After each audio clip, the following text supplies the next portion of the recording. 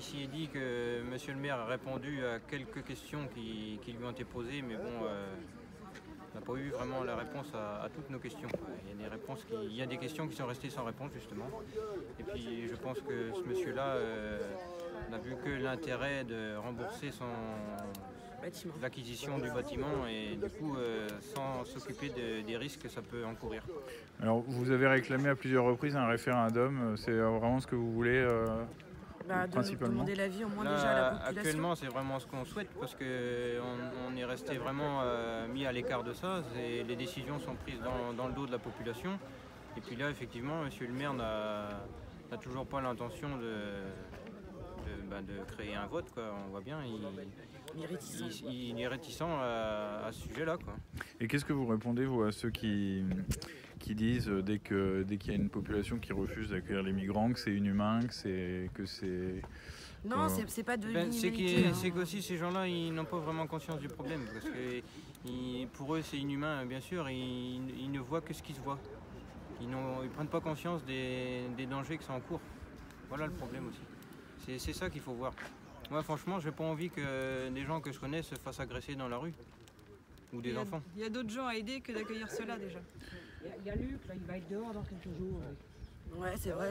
On en a un là qui va être, voilà, il va être dehors dans quelques jours.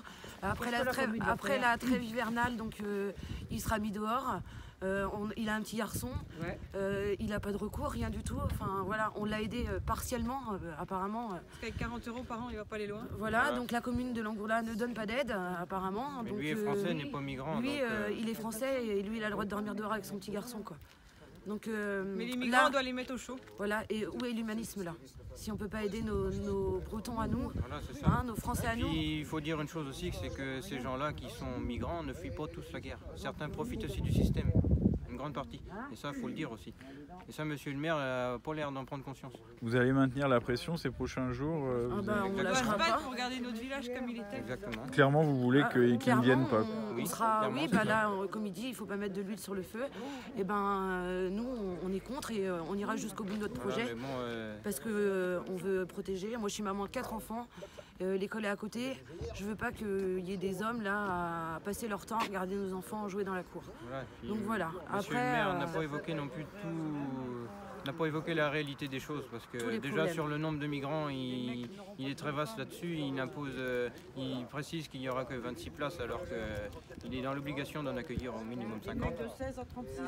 Voilà, il y a des choses qui cachent à la population et ça c'est pas bien. Il va pas nous le dire. Merci.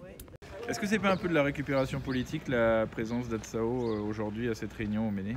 Absolument pas, c'est les habitants qui nous ont contactés en milieu de semaine, nous demandant de venir avec eux débattre avec le maire ce matin, donc ce que nous avons fait avec plaisir. Et quelles sont les perspectives et les conclusions suite à cette réunion? La conclusion, c'est surtout que c'est bien ce que nous annoncions en milieu de semaine, c'est que c'est un projet financier ni plus ni moins. Lorsque les habitants ont proposé d'en faire des logements sociaux pour des familles en détresse, donc avec petit budget, l'argument a été annoncé par les élus que beaucoup de loyers étaient impayés, tandis que là au moins on est sûr que l'argent tombera tous les mois, puisque de toute façon c'est l'État qui paye, c'est donc l'argent du contribuable, c'est donc juste purement un argument financier. Vous allez continuer la mobilisation? On va suivre de près ce qui se passe, oui effectivement.